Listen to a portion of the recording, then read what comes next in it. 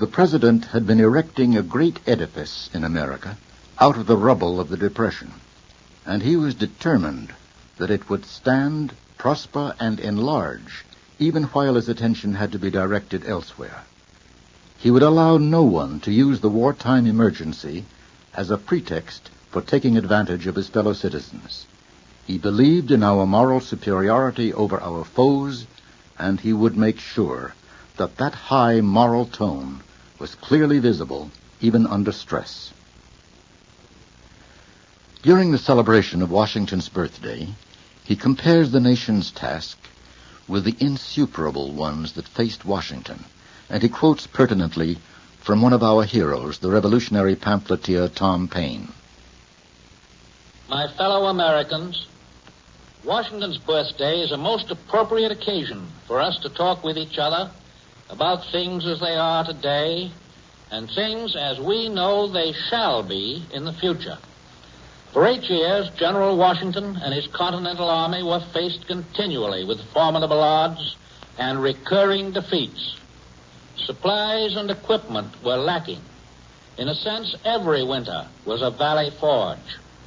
Throughout the 13 states there existed fifth columnists and selfish men, jealous men, fearful men, who proclaimed that Washington's cause was hopeless and that he should ask for a negotiated peace.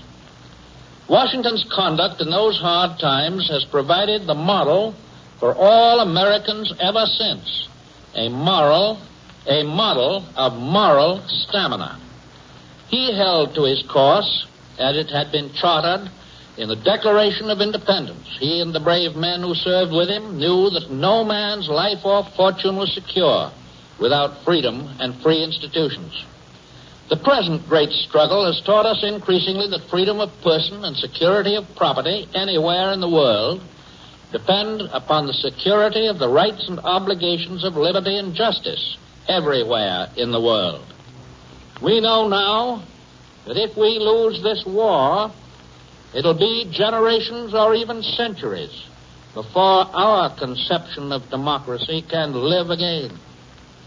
And we can lose this war only if we slow up our effort or if we waste our ammunition sniping at each other. Patriotic and sensible Americans will recall some of the things that Nazis and Japanese have said and are still saying about us, but that Americans are soft and decadent, that they cannot and will not unite and work and fight. From Berlin, Rome, and Tokyo, we have been described as a nation of weaklings, playboys, who would hire British soldiers or Russian soldiers or Chinese soldiers to do our fighting for us. Let them repeat that now. Let them tell that to General MacArthur and his men. Let them tell that to the sailors who today are hitting hard in the far waters of the Pacific. Let them tell that to the boys in the flying fortresses. Let them tell that to the Marines. Never before have we had so little time in which to do so much. These are the times that try men's souls. Tom Paine wrote those words on a drumhead by the light of a campfire. That was when Washington's little army of ragged, rugged men was retreating across New Jersey, having tasted naught but defeat. And General Washington ordered that these great words written by Tom Paine be read to the men of every regiment in the Continental Army.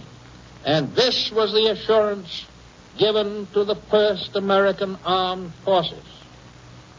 The summer soldier and the sunshine patriot will in this crisis shrink from the service of their country.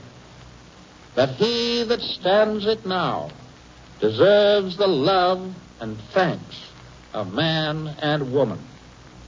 Tyranny, like hell, is not easily conquered. Yet we have this consolation with us, that the harder the sacrifice, the more glorious the triumph. So spoke Americans in the year 1776. So speak Americans today.